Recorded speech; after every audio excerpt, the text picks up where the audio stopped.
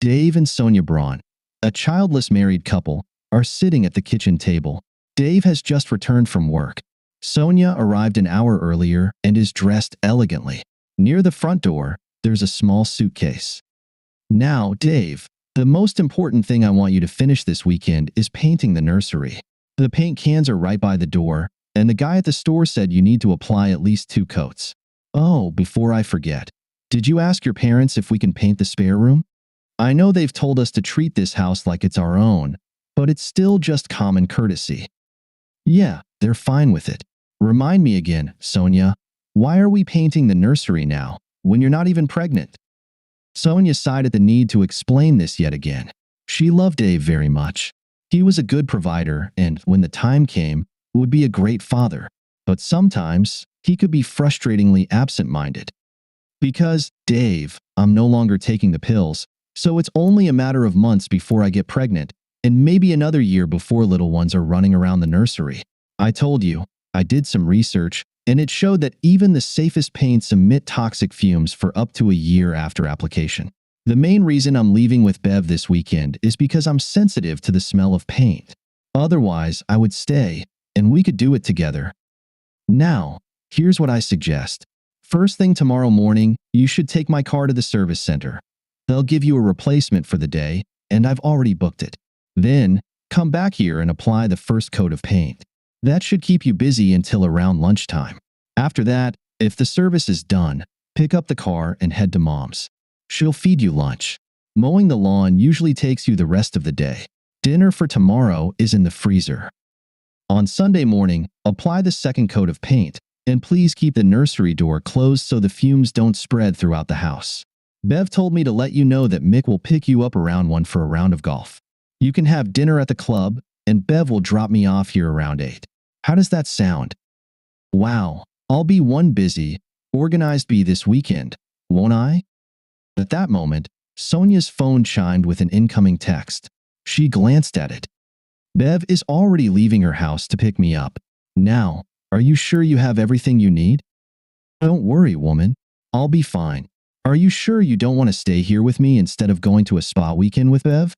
We could try to conceive a baby in those 2 days. Oh, tempting, Dave.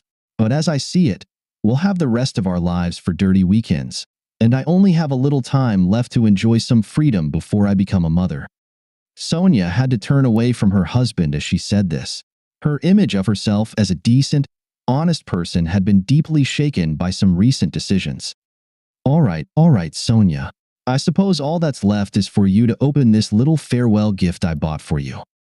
Dave reached under the table and placed a small wrapped box in front of Sonia, about the size of a pack of cigarettes. She looked at it, a little puzzled. Should I open it now, Dave? Can I do it over the weekend? That's up to you. You can open it now or later, but I strongly recommend using it this weekend. Sonia grabbed the gift and began tearing off the wrapping, revealing a box wrapped in cellophane. It took her a moment to realize what it was. Dave filled the silence. I had to make an executive decision, but I figure 12 should be enough protection for 2 nights and 2 days at the spa with Paul. I took the risk of buying extra large ones because I assume he's bigger. After all, you wouldn't leave our marriage and future family for someone as average-sized as me, right? Sonia froze in shock, unable to take her eyes off the box of protection in her hand. Dave kept talking anyway. I also assume your massive to-do list for me while you're away was meant to distract me from thinking about questions like, why did Sonia avoid answering when I asked which spa you and Bev are going to? Or, why did she convince me not to call her this weekend? Sonia couldn't move, couldn't think, couldn't act. Her foolproof plan, to have one harmless fling before motherhood, encouraged by her best friend, had just blown up in her face. She was stunned. Did you keep the receipt for the paint, dear?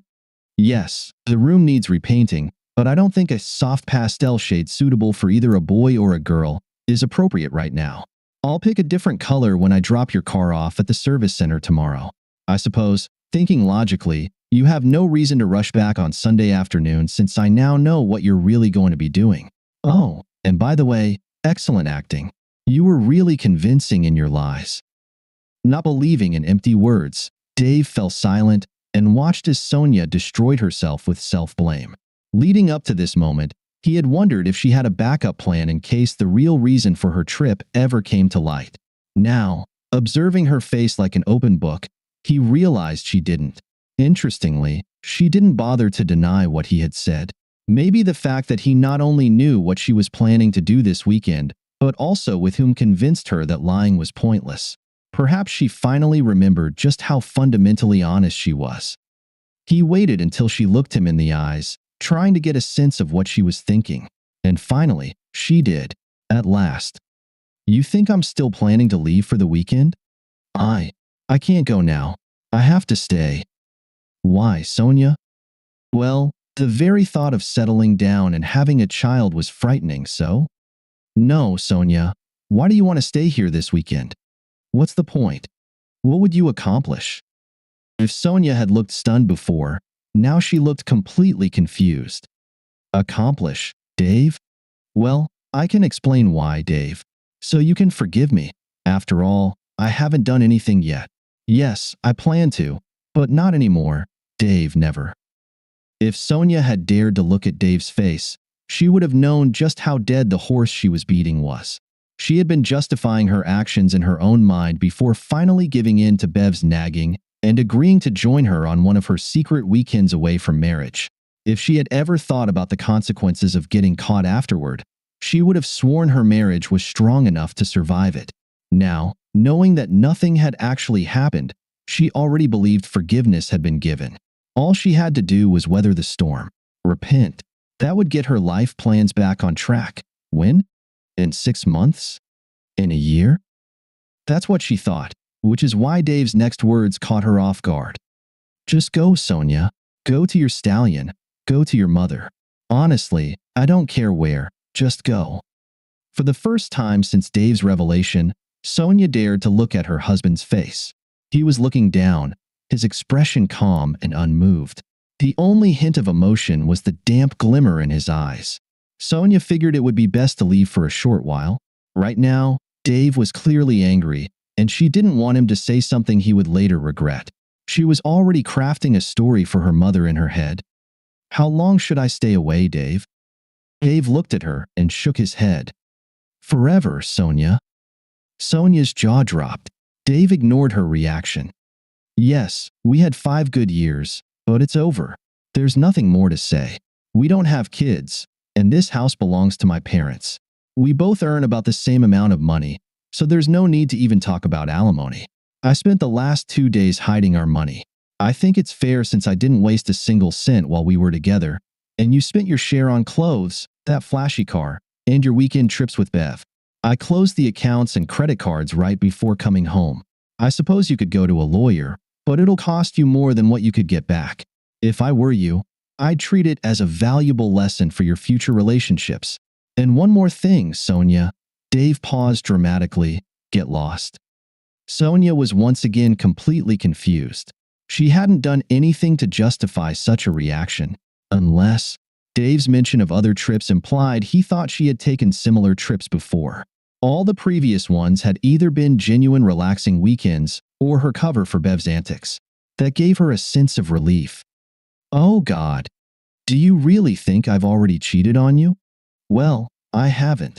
This was supposed to be the first time, the only time.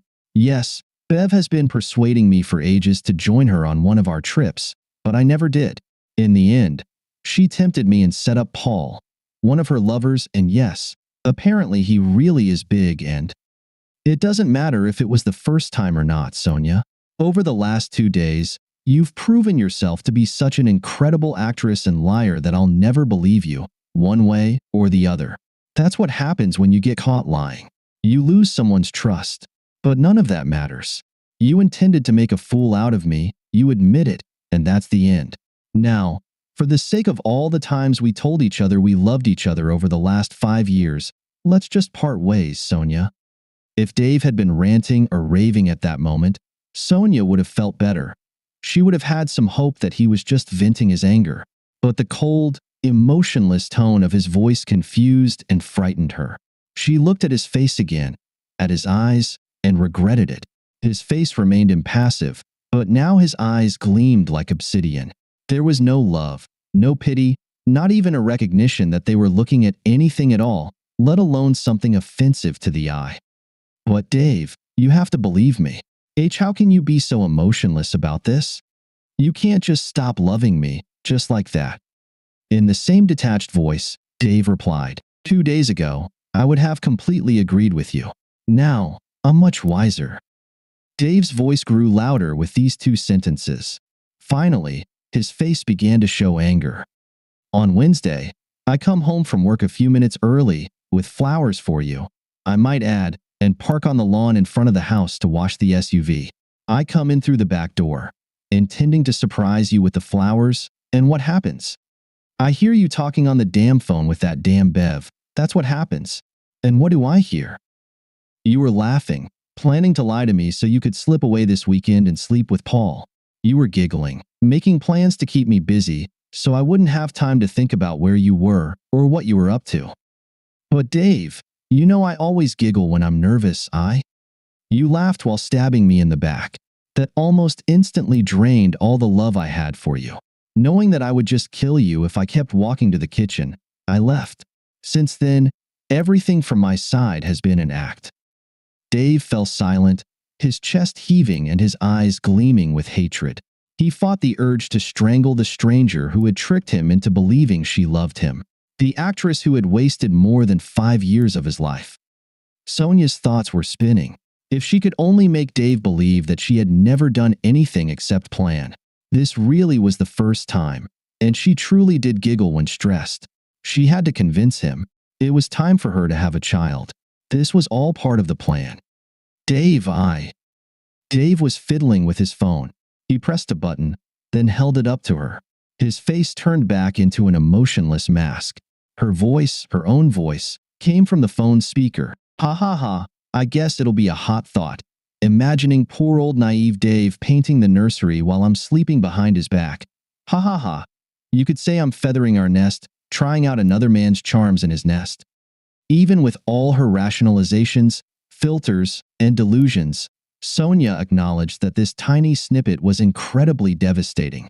For a moment, she was able to imagine what Dave must have felt when he first heard it. The task before her, rebuilding his trust and love, suddenly felt like staring up at Everest from base camp. At that moment, the sound of a car horn broke the silence. Bev had arrived. She remained in the car, hoping to avoid making eye contact with her longtime friend, the friend whose wife she had lured into her own morally decayed view of the world.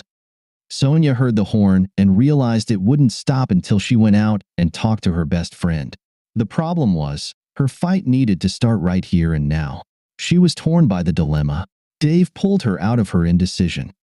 I guess that answers my question. What question, Dave? An hour ago, when I talked to Mick, he was still undecided about whether to confront his cheating wife before she left or set a trap for her while she was gone. I guess he's decided to go with the latter. Sonia glanced at the phone in her husband's hand and recalled that conversation with Bev on Wednesday. She was almost sure that Dave had heard enough from her words to figure out that Bev was an experienced adulteress, even from just one side of the conversation. Her best friend was in big trouble. She just didn't know it yet. Turning around, Sonia rushed out of the house. It was raining quite heavily, so she jumped into the passenger seat. He knows. Who knows what? Mick knows that you're going away this weekend to have sex with Peter. Without giving Sonia a chance to respond, Bev hit the gas. Soon after, Dave heard the sound of screeching tires outside. Not quite believing his luck at how easily he got her out of the house, Dave placed Sonia's suitcase on the porch, sent Mick a single word, "Enter," then grabbed his tools and started changing the locks. He whistled as he worked, and why not? He had already shouted out his anger, cried over his regrets, and banished the evil from his life. Sonia was too busy crying and ranting on Bev's shoulder to even bother him with phone calls, and that suited him just fine. After changing all the locks, he sat at his computer, copied the audio file recorded on his phone to his laptop, attached it to an email titled, "Why I'm Divorcing Sonia," and sent it to all the contacts from both his and their shared address books. He felt justified in informing their mutual friends, her family, and colleagues first. She had been very convincing when she looked him in the eyes and boldly lied to his face. People needed to be warned about what a wicked and deceitful cheater she was. He also called her mother to explain everything verbally, to soften the blow of the email so it wouldn't come as too much of a shock. He thought he owed her that. By the time Bev and the protesting, unwillingly dragged along Sonia arrived at her house, Mick had already changed the locks. While his now estranged wife banged on the door and shouted, he was completing bank transfers on his computer. All the accounts to which Bev had access now had a zero balance. Of course, she would eventually get her share, but only after finding a way to pay for a lawyer. He switched apps, opened Bev's email, and read the message received yesterday. At first glance, it appeared to be from Sonia and hinted at the fact that all their carefully planned weekends away from their marriages had been successful. But if their husbands found out and objected afterward, then something would need to be done about them. In reality, the email was from Dave, using Sonia's account, but a casual observer would never know. If Bev didn't leave quietly, he could always threaten to weaponize the email for a restraining order. When it became clear that pounding on her old front door was doing nothing but attracting the curiosity of the neighbors, Bev returned to her car where Sonia was waiting. It took only 5 minutes for years of friendship to fall apart forever. Sonia blamed Bev for convincing her to go on the weekend adventure. Bev blamed Sonia for being careless and letting her husband overhear their conversation. Bev dropped her former friend off at her old house and screamed, "Adulteress!" Sonia's calls to Dave went unanswered, and when she tried her keys, she found they no longer worked in the locks. Ashamed, she went to her mother's house, where she was greeted with a very cold reception. Over the weekend, Dave refused to answer her calls, but on Monday evening, he responded to a text. If she came to the house at 2 p.m. the next day, he would ask the neighbor to keep an eye on her while she collected her remaining personal belongings. In the meantime, Sonia reasoned that since Dave had been so emotionless on Friday, he wasn't really that upset, and if she groveled enough, he might forgive her someday. She knew he was a very manageable man. So, her plan was to get into the house on Tuesday, cook him an amazing meal, and then greet him at the door dressed for sex. On Tuesday, their neighbor let her into the house and said he would return later to check what she planned to take. Sonia wandered around the house, already feeling like a stranger. The smell of fresh paint lingered, and the door to the nursery was closed. Out of curiosity, Sonia decided to see what color Dave had finally chosen. Opening the door, she stepped inside, and the blood drained from her face. Sonia realized she had misread Dave's visible emotions. He had used the paint she had brought. Across the entire wall, angry words were scrawled in bold letters: rubbish, adulteress, stole 5 years, cheater, and betrayal. Sonia leaned against the doorframe as the weight of it all hit her. She looked down in horror. The paint was still wet and had left a wide streak on her arm. She jumped away from the door, trembling, feeling as though she had been branded with the terrible words screaming at her from the walls. For the first time, Sonia saw her actions for what they truly were: the damage and pain she had caused both her husband and herself. Crying out in empathy for her husband and for her own loss, Sonia Travis, née Brown, gathered her belongings and, filled with fear of the pain and humiliation, left her home for the last time.